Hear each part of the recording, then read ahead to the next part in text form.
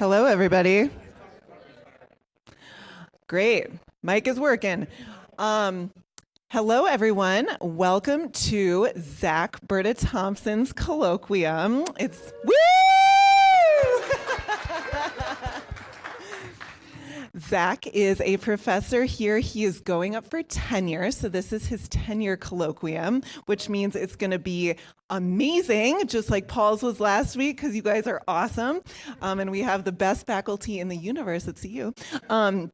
So Zach is an expert in all the things that people want to know when I say I'm an astrophysicist, but don't know, because I study things that no one cares about, and Zach studies planets, and everyone wants to hear about planets. So it's really important to pay attention today so that when people ask you about the only thing they care about in astrophysics, which is exoplanets, you have an answer for them. Zach has probably the fanciest education I've ever seen. He went to Princeton for undergraduate, Harvard for graduate school, and then MIT for postdoc before starting at University of Colorado. He is also the recipient of a career award, which is incredibly prestigious, in honor of both the excellence of his research and also his broader impacts, which he does on a daily basis in our department and outside of it. So I'm really excited to hear about how exoplanet atmospheres work or don't work today. Everyone, please welcome Zach Berta-Thompson.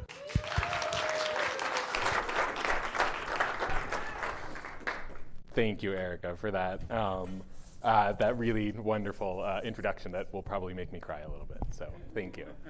And just in addition to that, that fancy education, we at introductions to talks, we often talk about people's pedigrees like that.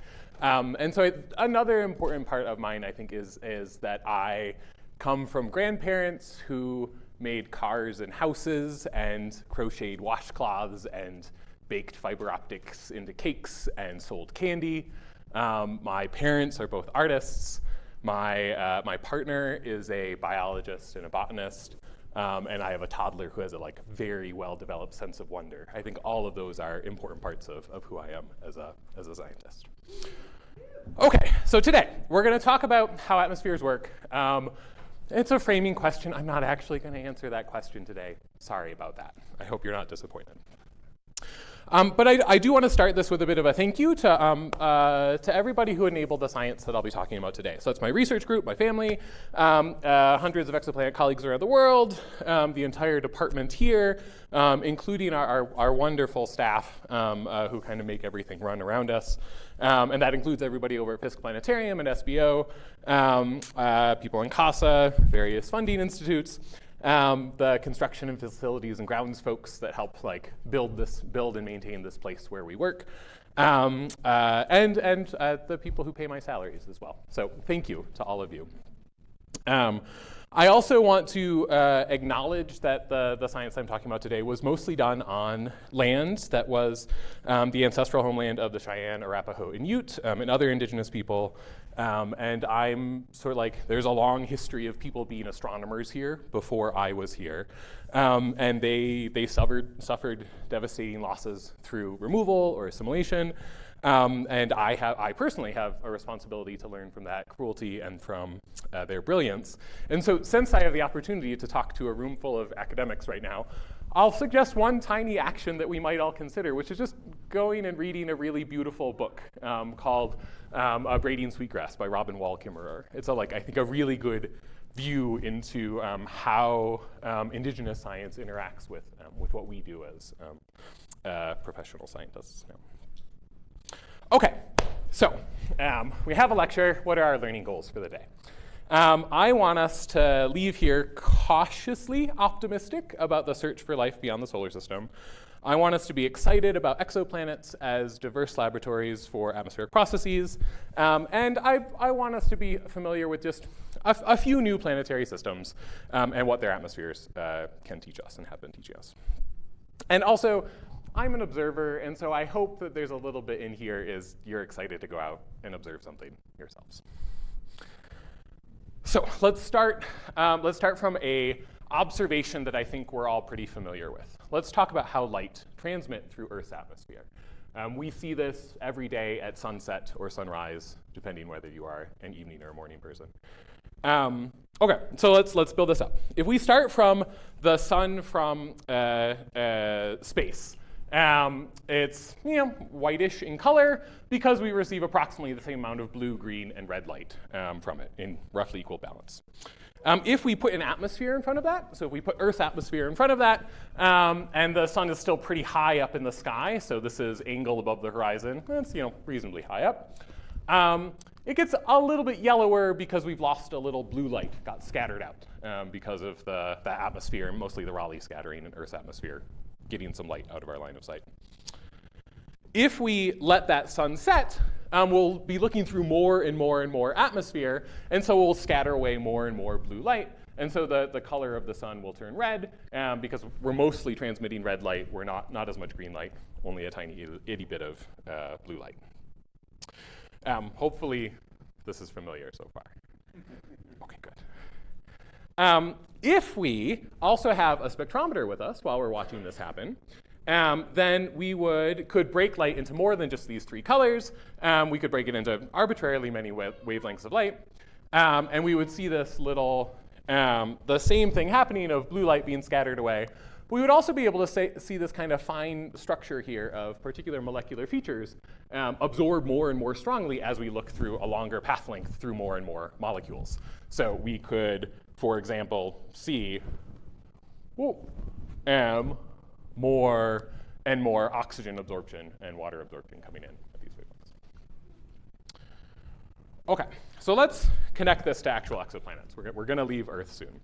And I'm going to do this using a project from Astro 5810. Apologies to students if this brings back sore memories of a long problem set. All right, so we can talk about the intensity coming from space compared to the intensity on the ground, as we'll lose some e to the minus tau, tau being the optical depth, due to absorption and scattering in the atmosphere along the way. And so I can plot this for Earth's atmosphere. So wavelength on the x-axis, and then the fraction of light that actually makes it down to the ground.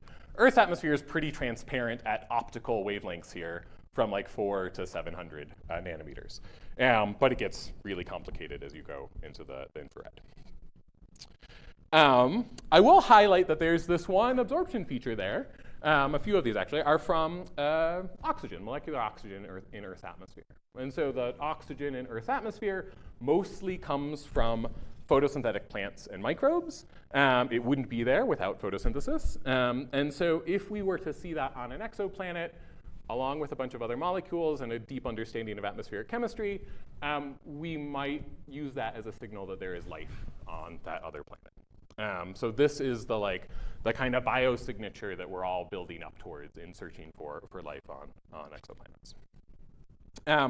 I can flip the axes here. This is really just taking the logarithm of switching to optical depth along the y-axis instead of that intensity ratio.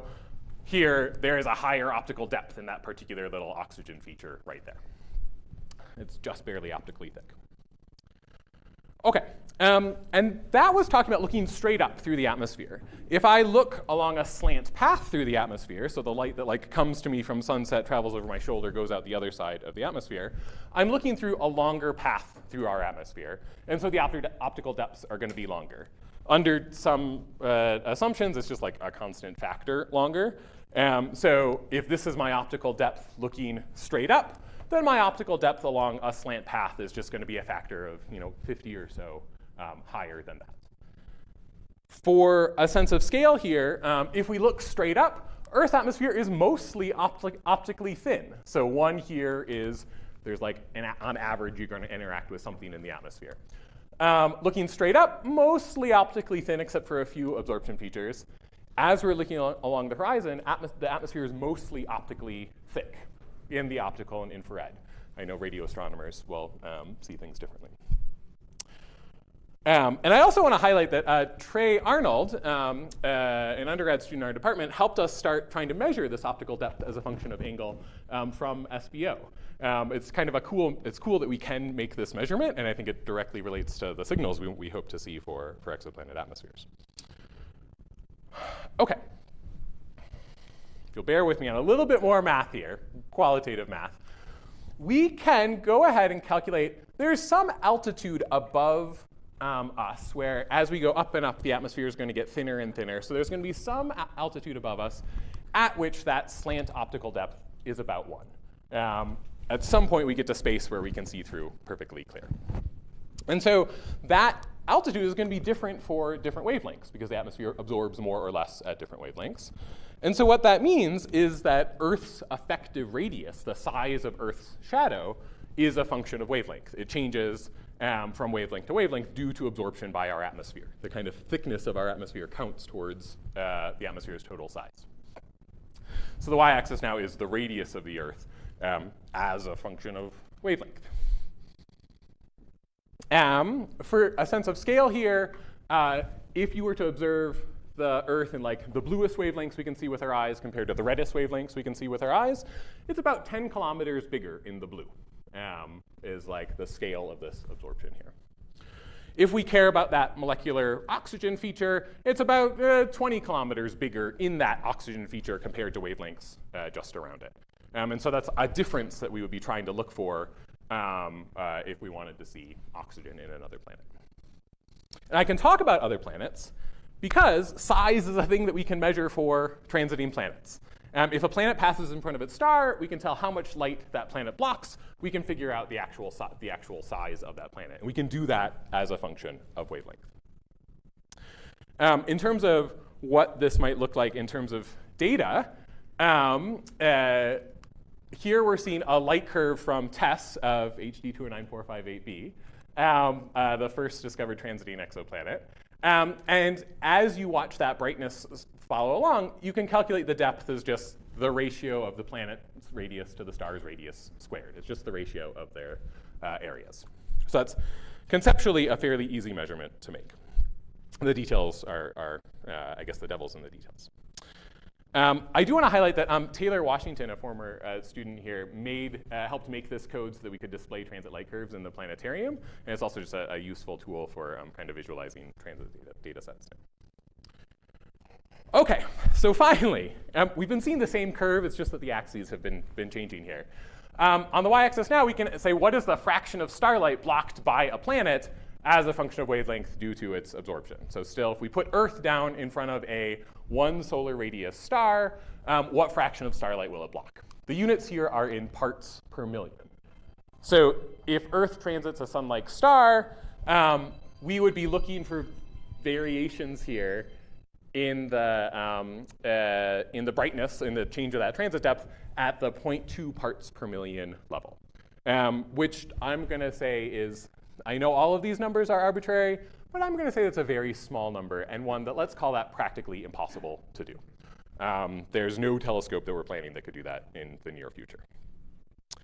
However, if we put that same planet around a much smaller star, an M-dwarf star that's maybe 1/5 the radius of the sun, our signals all get magnified by a factor of 25. And so now our depth here, the total depth is something like 2,000 parts per million. And the variations that we're looking for in the depth due to absorption are at the 5 parts per million level. And that is still a terrifyingly small number, but it's a terrifyingly small number that is kind of within the range of JWST, of telescopes that we have right now. It's not totally out of the question that we might do this. OK, so there's this path towards studying the atmospheres of temperate rocky exoplanets, particularly around M-dwarf stars. And we might be able to search them for atmospheric biosignatures. And that might indicate life outside of the solar system. And that is going to be hard. I don't think JWST is going to do it. We're talking about giant ground-based telescopes. This is decades away, is my sense. But not centuries. However, when we talk about exoplanet biosignatures, fundamentally, all of them kind of come down to this idea of we see something in this atmosphere that we can't explain without the presence of life in that atmosphere. So like oxygen in Earth's atmosphere comes from plants and microbes. So if we want to point to an atmosphere and say that planet has life on it that's modifying its atmosphere, we need to know how atmospheres work. There are like a few questions that I kind of focus on right now. You might have your own, but a few of these are, what governs the atmospheric hydrogen content? So whether we're talking about a gas giant that's hydrogen helium rich, or just the like hydrogen that is present in water in an atmosphere so that you could have life. How does atmospheric chemistry work with or without the influence of life? Like we want to make sure that if we see molecules in an atmosphere, there's no way to make that without the presence of life.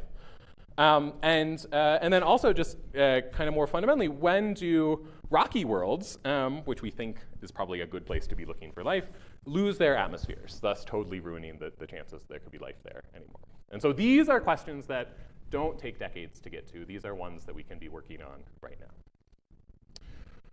Okay. So what I want to do today is I want to use transiting exoplanets, this particular class of planets that happen to pass in front of their star as seen from Earth, as laboratories where we can directly observe the size of a planet, the orbit of a planet, the mass of the planet, and in many cases the atmosphere of that planet as well. So that we're going to extend beyond our knowledge from the solar system to talk about planetary physics kind of more broadly. And so all right, we need to do whatever you have to do to get ready to see an overly complicated plot. Maybe it's take a nap and disappear. Maybe it's, I don't know. I'm just warning you, it's coming.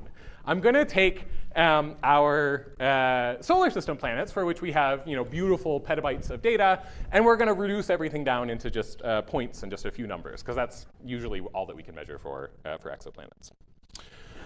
But we'll start from what we know in the solar system. Okay, so this is on a plot of planet mass versus planet radius with the 8 planets in the solar system. We have these 4 rocky planets that kind of line up with a model for a ball of rock and iron of a particular mass. We have Jupiter and Saturn that we can explain as a sphere of cold hydrogen and helium. We have Uranus and Neptune that are sort of weirdly in between. They have a lot of ice, but there's also a bit of hydrogen and helium on there. If I add exoplanets on here, we broadly follow those similar trends of rocky things down here, definitely gaseous things up here. And in this kind of, 2 to 20-ish Earth mass range, there are a lot of planets with very ambiguous compositions based on their mass and radius alone. You look at it, you have really no idea what it could be made of. You can have a lot of degeneracies in figuring that out. Okay. So let's add onto here a panel that shows the bolometric flux received from the planet relative to Earth. So on here, 1 is 1360 watts per meter squared, the flux that Earth receives from the sun. As you go farther out on this plot, you're looking at cooler planets. As you go closer in, you're looking at hotter planets.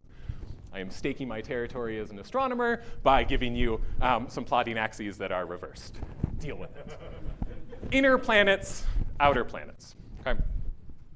And on here, this range right here of kind of Earth and Mars-ish is what we might call something like a habitable zone, a distance where it's not bonkers to imagine there being liquid water near the surface of a rocky planet there.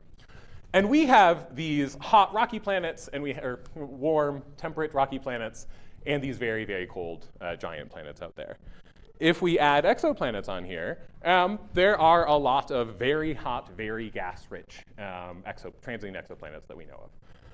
In part, that is because those are the easiest ones to find. There are huge selection biases in here. But the planets that we can study are filling in a very different parameter space than what we have in our own solar system. All right, I'm going to add one more panel on here, which is the escape velocity of the planet in cases where we know it. So this is the surface gravity of the planet. How hard is it to leave that planet? And I've drawn on here some diagonal lines that are a constant ratio of the gravitational potential energy that you would need to give something to escape from the planet compared to the average thermal energy that a particle might have near its surface. And so this is in some sense a proxy of atmospheric loss. Loss is giving a particle enough energy that it can escape from your planet. In another sense, this is a terrible proxy for atmospheric loss because there are a whole bunch of atmospheric escape processes that don't get encapsulated in this whatsoever. But it's at least some place to start. And the planets up here, in our solar system at least, are kind of 10 to 100% hydrogen and helium by mass. If we look at our terrestrial planets, the most that we have on Earth is 10 to the minus 4 of Earth's mass is in hydrogen and helium, effectively, and much less on some of the other ones.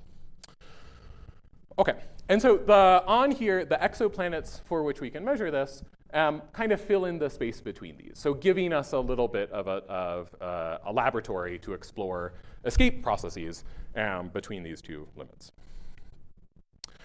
All right, I'm not going to stop. We're going to keep adding a few more panels here. So one more panel here is the stellar radius of that's being orbited by that planet. So the solar system is really, really boring. They all orbit a 1 solar radius star. Exoplanets go as far down to 0.1 solar radii up to a few solar radii. And so those stars are all very different. Planets are all feeling these very different environments. There are different stellar winds, different magnetic fields, different XUV radiations. And so my atmospheric escape proxy is definitely a really, really terrible proxy since these stars are so different as well.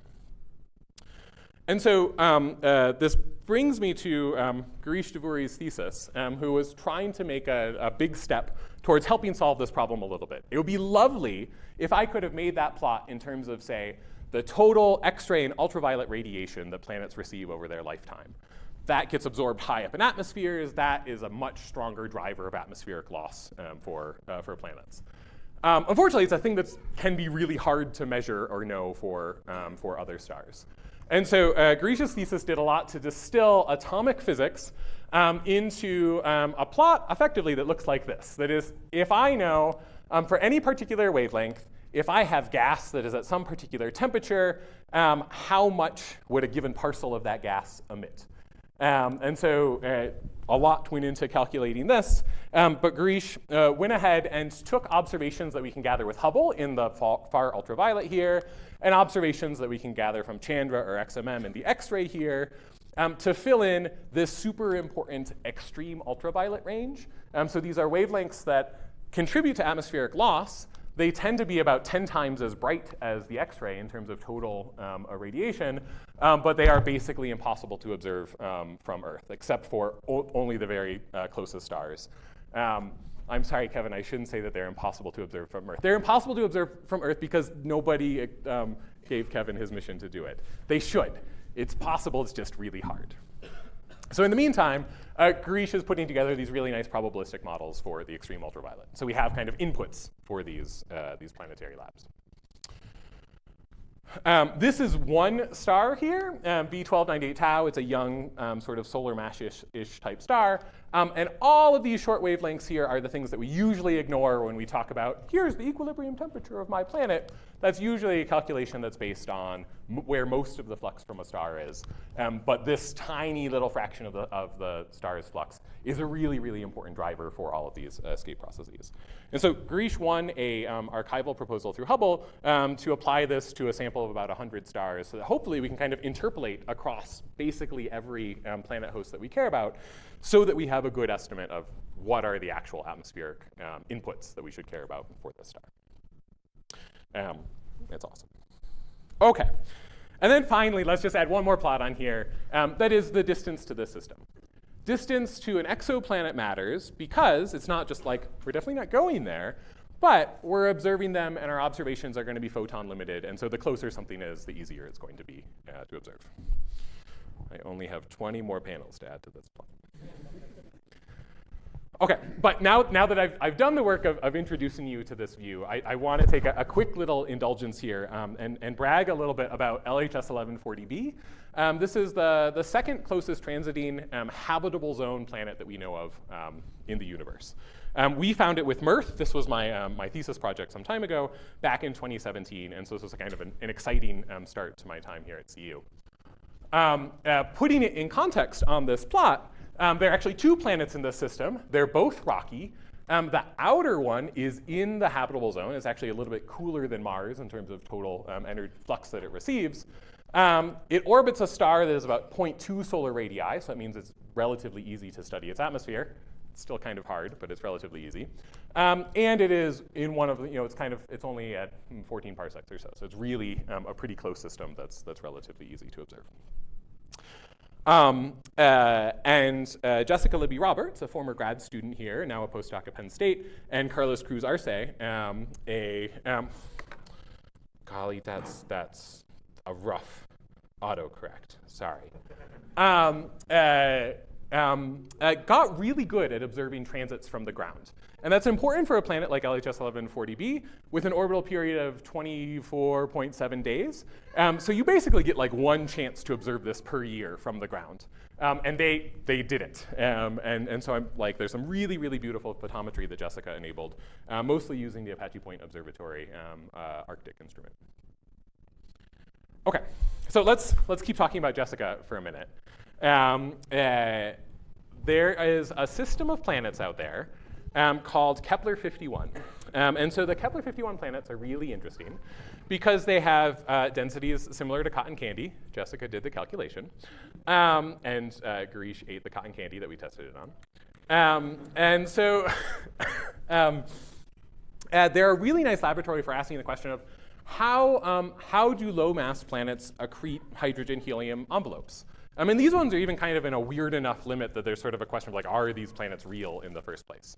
So studying these planets' atmospheres is a good window into how do planets, like kind of the overall hydrogen-helium budget of a planet at the extreme hydrogen-rich side for low-mass ones. So in context on here, these planets stand out. They're up here as being these super puffy planets that have very large radii given their masses, very low densities, pointing towards really high hydrogen-helium contents. They are relatively cool, sort of like, 20 to 5-ish times Earth insolation. That makes their atmospheres really, really tenuous. Like, it should be impossible for these planets to really persist for a long time because this hydrogen should just be floating away from them because the thermal energy should approximately overcome the gravitational binding energy.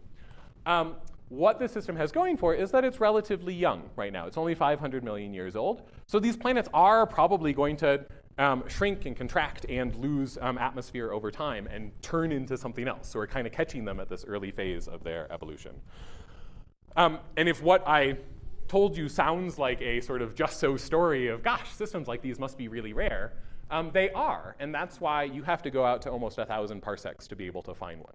So normally we'd like to observe planets at 10 to 100 parsecs, but we make special exceptions for things that are really, really rare, where we might need to get up a larger volume just to find that planet in the first place. So Jessica used Hubble Wide Field Camera 3 to observe the atmosphere of Kepler-51b and d, the kind of inner and outermost planets here.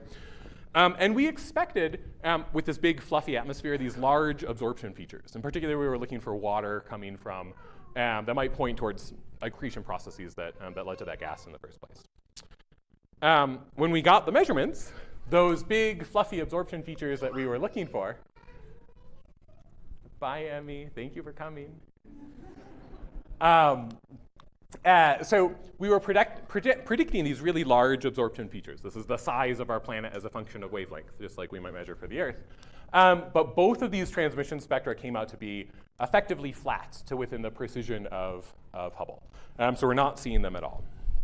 And so what a natural explanation for this is that we're not looking through some clear atmosphere with lots of molecular absorption, that there are probably some sort of particles high up in this planet's atmosphere that are blocking that light. So light comes in from the side, hits clouds, hazes, dust, whatever, and kind of blocks light achromatically without the absorption signal that we were looking for.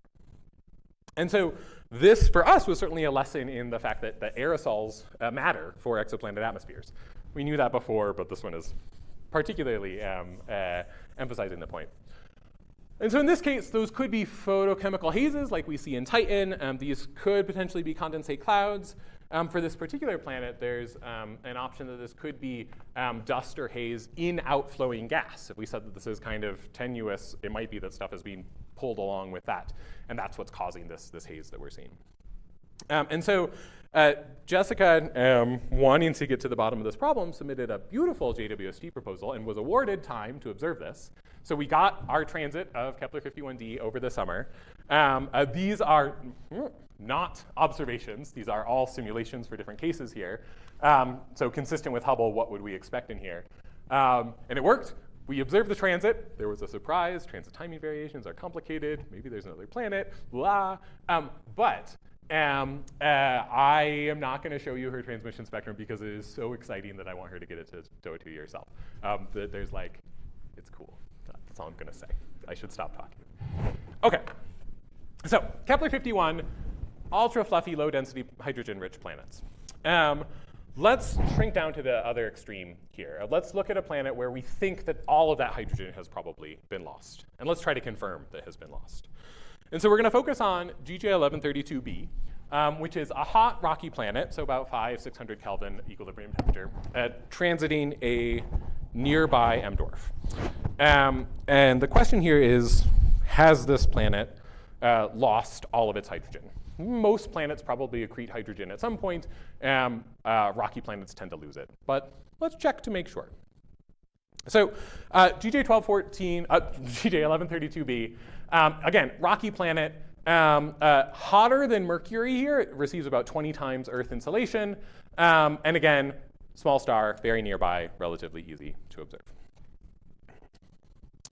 So we just threw everything we had at this. Will Walks used Hubble STIS to observe this in the ultraviolet to look for Lyman alpha from maybe there's actively escaping hydrogen from this. We didn't see any there, so no. Hannah Diamond Lowe, so she was a grad student at Harvard, but kind of working with me on a couple of chapters of her thesis while I had started here. So we had a big program using the Magellan Clay telescopes to observe a number of transits of this to look for its traditional transmission spectrum here. Again, if there's a hydrogen-rich atmosphere, we should see these large absorption features. We didn't. Flat transmission spectrum suggests not there, or maybe it's cloudy. Jessica Libby Roberts pushed even deeper with Hubble with C3. Again, going above Earth's atmosphere so we can observe at wavelengths we can't observe from the ground. It turns out like trying to observe a water feature through Earth's atmospheric water is kind of difficult. So Jessica's observations here are much more precise and much more sensitive than what we were able to do from the ground with Magellan.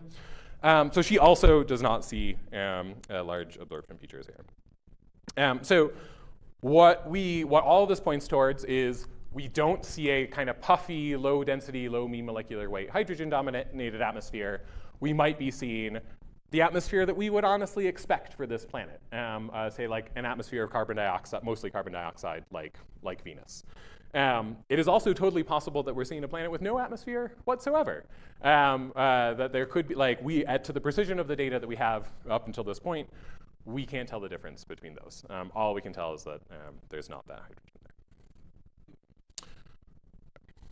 So this planet, GJ 1132b, seems not to have a hydrogen-rich atmosphere. And that's probably not too surprising. It's so hot that this planet really can't escape a runaway greenhouse effect. It can't escape what has happened to Venus. I'm glad we checked anyway, because I think the history of exoplanets is a lot of like, that can't possibly be, and then it was, so, but now we know. And so I would say that GJ 1132b is kind of consistent with a Venus push to the extreme, but we don't know even whether it has an atmosphere at all at this point. OK, and so enter JWST, as beautiful and as terrible as the dawn. It's a spectacular telescope, but the fact that it's such a spectacular telescope makes it a little bit scary. Like, we need to treat this data with respect. And so one of the things that we have focused on a lot has been the JWST Transiting Exoplanet Community Early Release Science Program. So we proposed for this a long time ago. We got about 80 hours of telescope time, some of the first public observations. Yes, Adina, you are in this picture there. And we all tried to come together and figure out the best practices for using JWST's 4 instruments for observing exoplanet atmospheres. So this was our first, so a lot of my role early on was in trying to kind of like organize the community in the first few years when we didn't have data.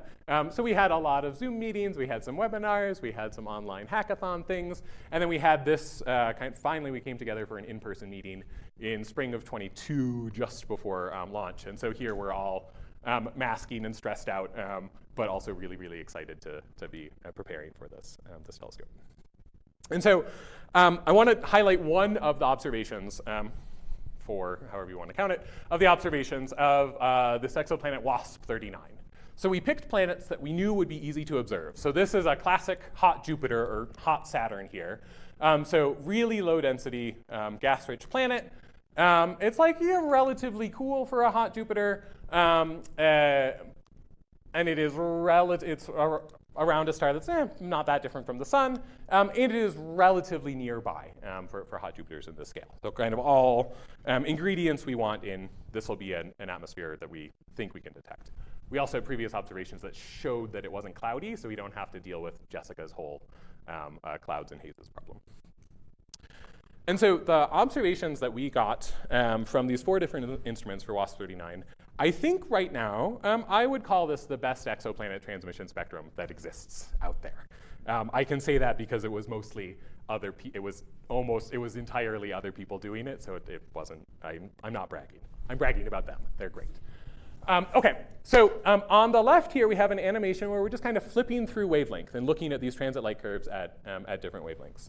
And on here, I have always thought about exoplanet transits for atmospheres as oh yeah, you see the depth changing at different wavelengths, but I've never actually been able to see that in data. With these data, you can totally see that. You can see this little depth here bouncing up and down without having to do any fancy statistics here. So that is bouncing up and down due to absorption at different wavelengths. We're just scanning across wavelengths here.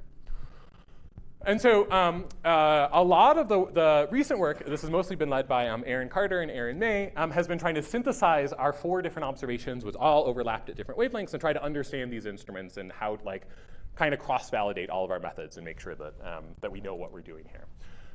But if we look at the kind of physics of this transmission spectrum itself, it's beautiful. We have multiple absorption features due to water on here. There's this whopping carbon dioxide feature that pops out. There's a little bit of sodium there just at the optical, which we can just barely reach on here. This is we can actually start doing chemistry and knowing about the composition of this planet's atmosphere. So all of these kind of from different directions point towards a relatively high metallicity for this of sort of 10 times solar metallicity. So maybe not so high relative to the sun, kind of in line with what we would expect for a planet of this mass, although that's a mess. I will emphasize for the solar system folks in the room, you don't get to observe water in Jupiter. It's all frozen and way down below the photosphere. You never get to see water absorption features. Because we've taken Jupiter and we've warmed it up to 1,000 Kelvin, all that water has sublimated and evaporated and is up into the atmosphere where we can actually detect it. So there is some kind of cool chemistry things that we can do because we can see these absorption features because we're dealing with planets that are much more strongly heated than we have in the solar system. Sorry, that didn't mean to be a dig at solar system people. Jupiter's great. You have Juno. You have a good water abundance. It's all fine. OK, so kind of watching all of this play out, one of the questions that arose in my mind was, gosh, these data are beautiful, but also kind of complicated. And so I wanted to spend some effort thinking about how we can lower the barrier to entry for time series spectrophotometry, looking at multi-wavelength light curves here. If I can go into Astro 2600 right now and give, at least in 3510, give kids a FITS image from JWST and have them open it up in DS9 and look at some cool galaxies on there. It's really hard to say, here's a bunch of FITS files, there's some spectra in there, figure them out. Oh, here's what barycentric Julian date is. You're gonna need to get this out of the header. That's gonna be in that extension. Good luck. I don't want all of our projects to start with kind of a month of figuring out the data formats on here. And so this has grown into a couple of projects called Chromatic, which simplifies working with these time series spectra, like for transiting exoplanet atmospheres, but could work for stars, flares, kind of anything that you want. And then Chromatic Fitting, which simplifies doing inference on those data sets, so extracting parameters of things that we care about, like transmission spectra. And so I will say it's been really fun to have a kind of collaborative code project for the group that many of the folks here at CU have contributed to this along with folks internationally as well on GitHub. So I'm gonna I know that it's weird to show code in a talk, but I'm gonna show a little code in a talk. If you don't like it, take a nap. Okay, so one key thing here is just we try to make it a little bit easier to read lots of different formats. These could be things from official pipelines. This could be your own bespoke pipeline. This could be any instrument. Let's try to make that a little bit more uniform so we can do it a bit more easily. So let's read in a data set here. A lot happens under the hood. And let's do something with it. Let's fold that data set to the known period and epoch of the planet. Let's normalize it by its median spectrum, and let's show it. So display on here as a function of time and wavelength the brightness of the star. And so here, this is this blue band here is the transit happening. We're seeing the star be a little bit fainter at all of these at these particular times due to the transit. This is like, we never really got to do this before JWST because this always looked disgusting, but now it looks really beautiful. OK, maybe we want to bin that to reduce the noise a little bit visually. So let's bin it in wavelength and bin it in time. Maybe we want to plot it in some other way. So let's bin it even farther in wavelength and make a little plot like this where we can see lots of transits at different wavelengths here. Or maybe we want to save that file out into another file that we can hand off to somebody else to do something with. So this is just trying to make it a little bit easier to work with these kind of data sets. And the person we might hand that off to would be Katrina Murray and Pat Wichirapan.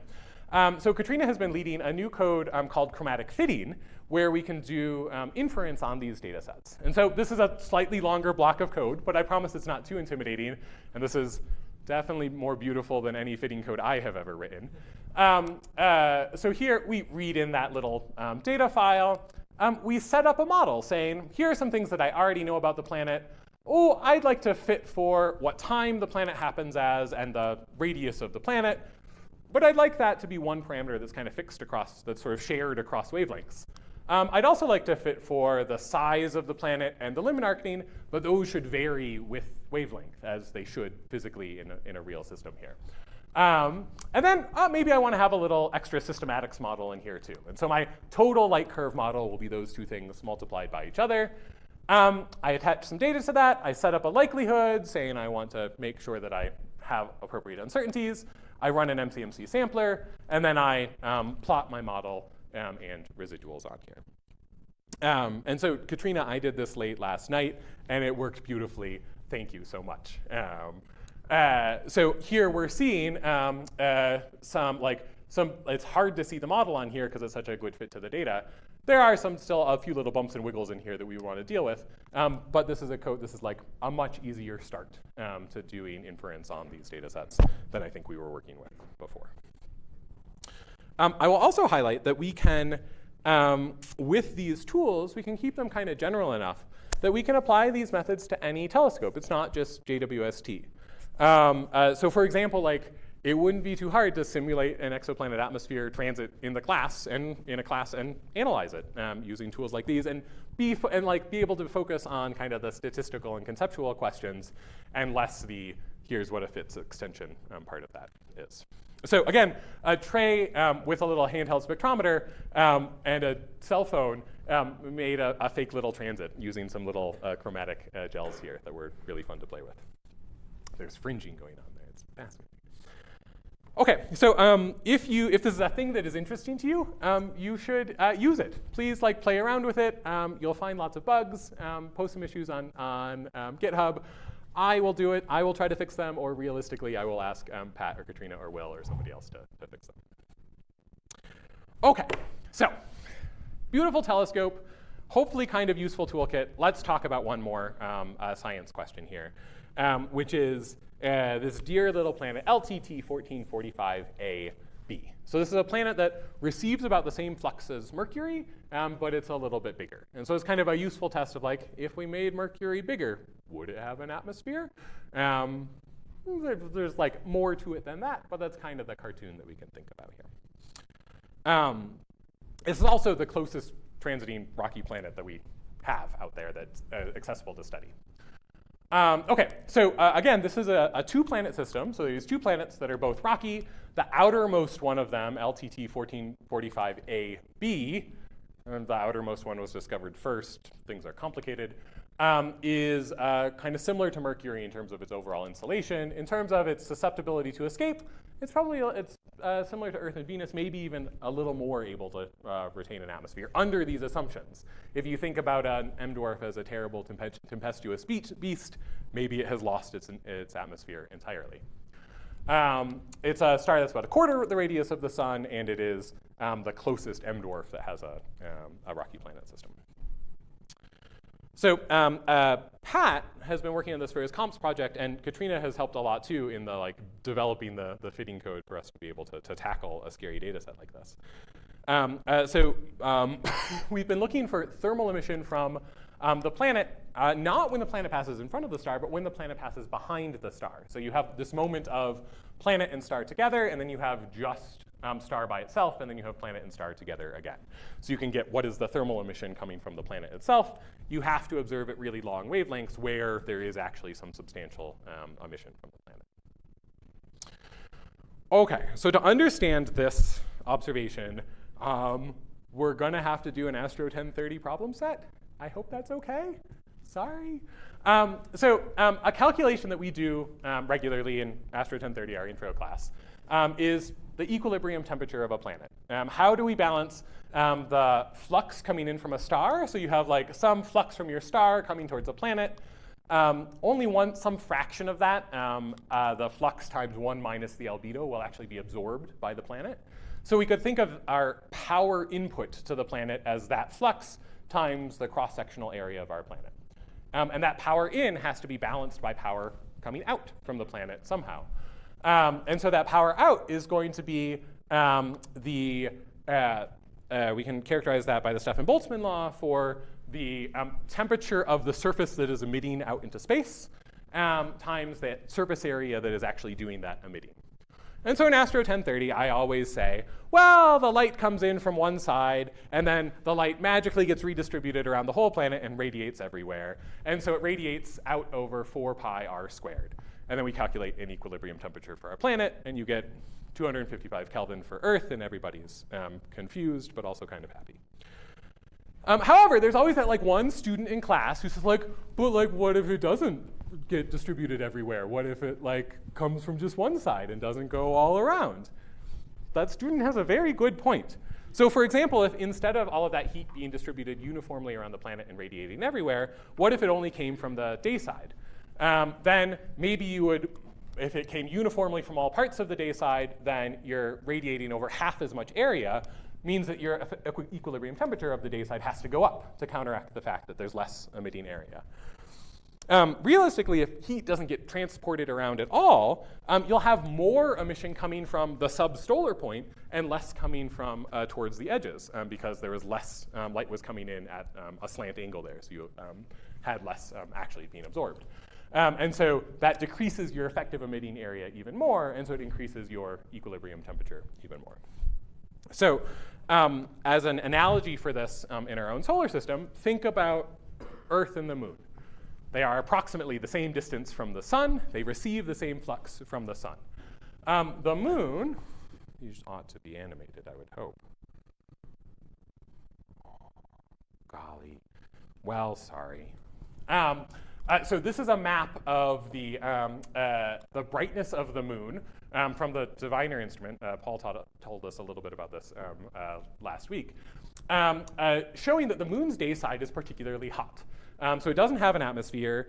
It has a relatively low albedo. It absorbs lots of energy on the day side, and then it radiates immediately and rotates only ever very slowly around. And so your night side is very cold. You have an equilibrium temperature that's 370 Kelvin-ish, and a night side temperature that might be 100 Kelvin, say. Earth, on the other hand, the red on here is a measurement of the thermal infrared radiation coming from Earth over the entire globe. And you don't see a particular bright side and dark side on day-night. It's pretty constant. Our atmosphere and the fact that we're rotating rapidly smooths things out. And so we really do radiate over effectively 4 pi r squared. And so our equilibrium temperature is better characterized by just one number. So if we have an atmosphere, again, super cartoon version, if we have an atmosphere, we might expect a cooler day side because that heat gets redistributed. If we don't have an atmosphere, we might expect a hotter day side because that heat gets radiated right back towards the star and therefore towards us.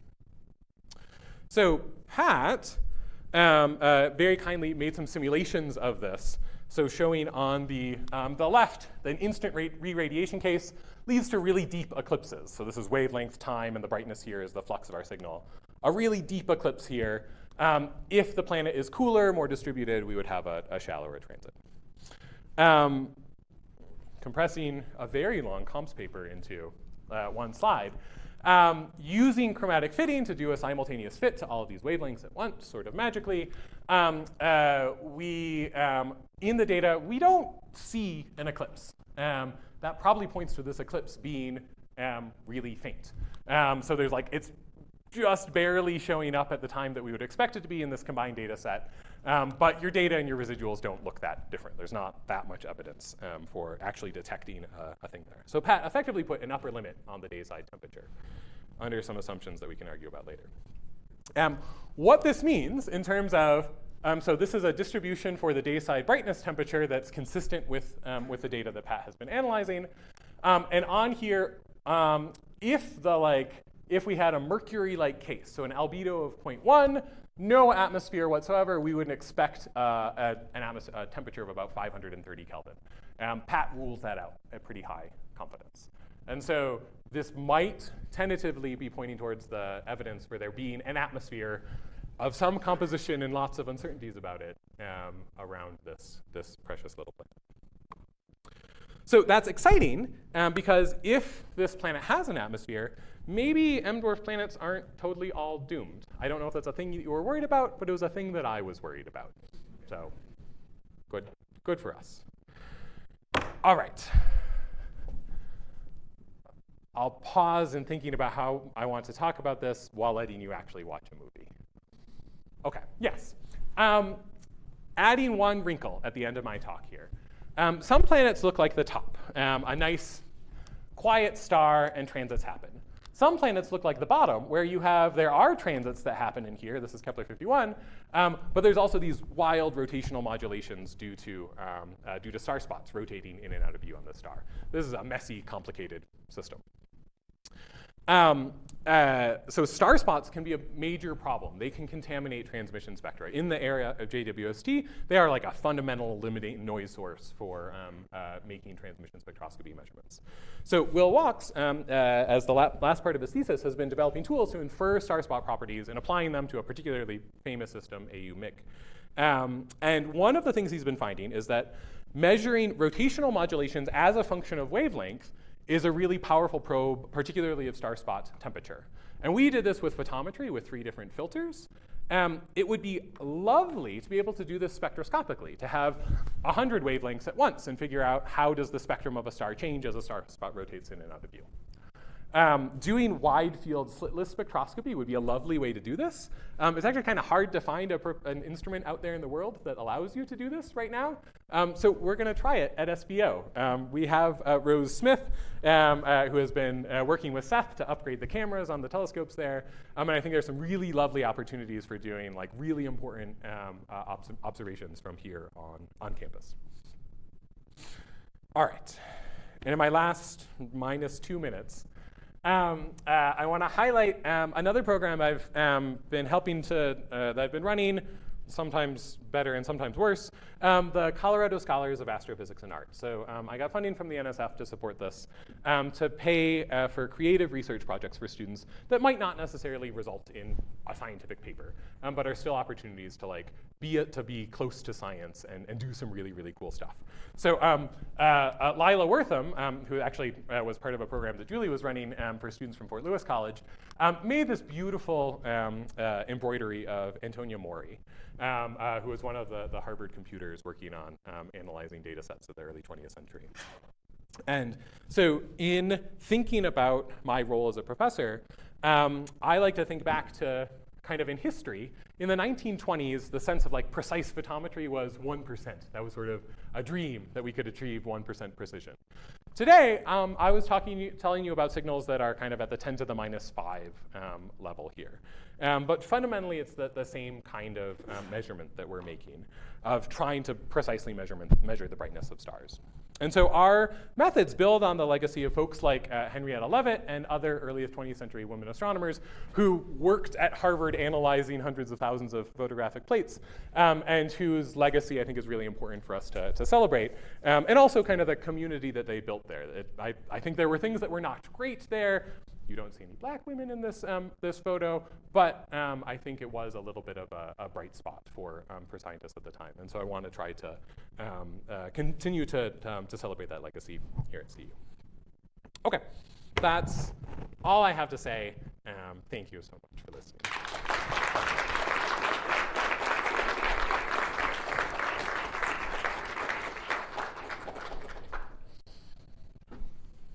Thank you, Zach, for that spectacular colloquium. Thank you. Questions for Zach? Can I know we have absolutely no time whatsoever, but Perfect.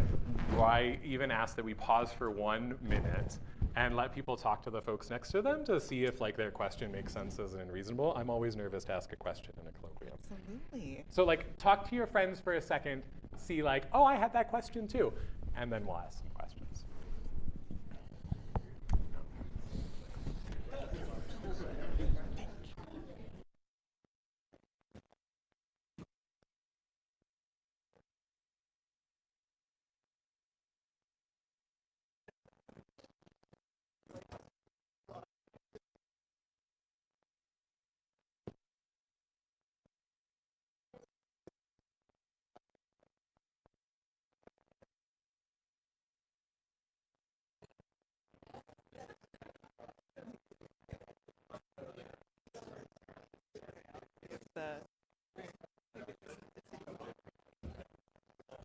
All right.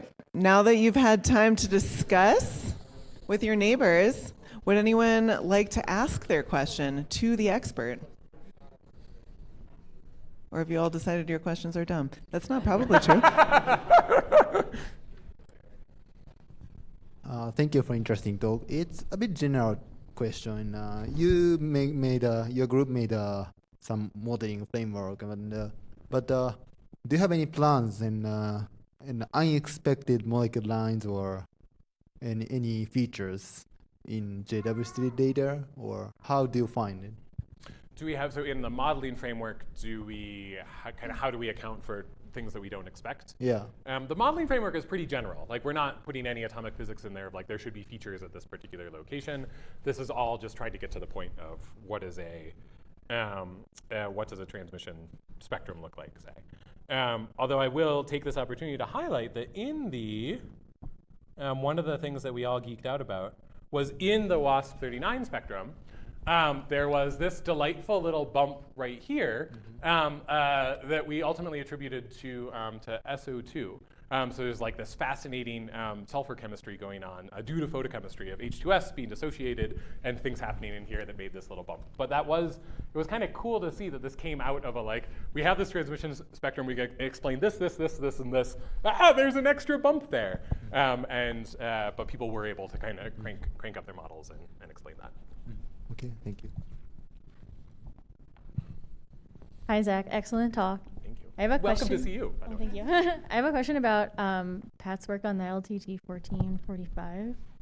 Do you see the same kind of systematics in the MIRI LRS that we've seen in the WASP-39 and the WASP-43 data sets? And if so, how did you mitigate that? And if not, why do you think they weren't there? Yes, we totally do. Okay. So Adina's pointed out that there are these, this infrared detector has probably some persistence-related things in there. At some wavelengths, you see like the flux kind of settling down at the start. At other wavelengths, you see the flux rising up dramatically at the start with different timescales and depending on wavelength. And it's particularly important for us because we really care about the longest wavelengths where the planet's emission should be strongest. So we found that we've been able to do mostly a pretty good job of modeling those, but it has, using just kind of simple exponential ramps. I think we trimmed off the first 20 minutes or so of the data to get rid of the very worst parts of it. But it does really highlight, when we first explored the data without doing a simultaneous fit, we definitely made up some imaginary eclipses in there. So it's definitely a case where doing a simultaneous fit to systematics and eclipse signal is really important. But I think we can probably push a little bit deeper on the signal to noise, which we should talk about. Okay. Anyone else who has questions? I'm sure they're fantastic, and you should crash Zach's Colloquium. No one will mind. I'm going to bogart 30 seconds to tell you what is happening next week, which is the round-robin colloquium. Andrew reminded me that this is in fact next week. I will send out a link to a set of Google Slides where you can upload one slide about yourself and you will have 1 minute to talk about it. It's a great way to introduce yourself to the department so we can all know each other. Thank you so much, Zach, for an absolutely spectacular colloquium. Let's give Zach a